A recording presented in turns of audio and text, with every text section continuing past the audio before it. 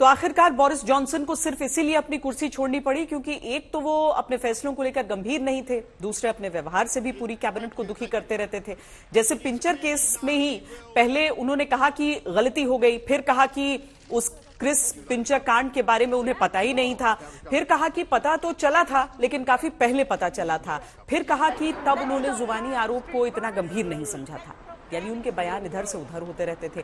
Johnson का ये व्यक्तित्व था, ऊपर से जब कोरोना की बंदिशें लगी थी, लोगों की जान जा रही थी, तो जॉनसन पार्टी करते हुए भी पाए गए थे। वैसे जॉनसन चले गए हैं तो आगे क्या होगा ये भी समझ लीजिए। बोरिस जॉनसन अगला पीएम चुने जाने तक पद पर बने रहेंगे क्योंकि निचले सदन में कंजर्वेटिव पार्टी पूर्ण बहुमत में है।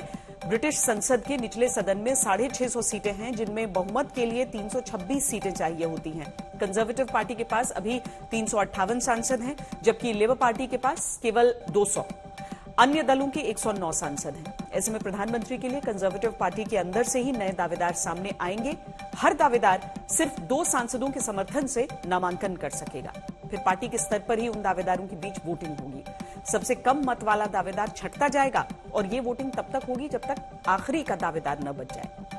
ऐसे में पीएम के चुने जाने की प्रक्रिया कई बार महीनों तक लंबी चल सकती है क्योंकि वोटिंग में उतनी ही देर होती है जितने ज्यादा दावेदार होते हैं।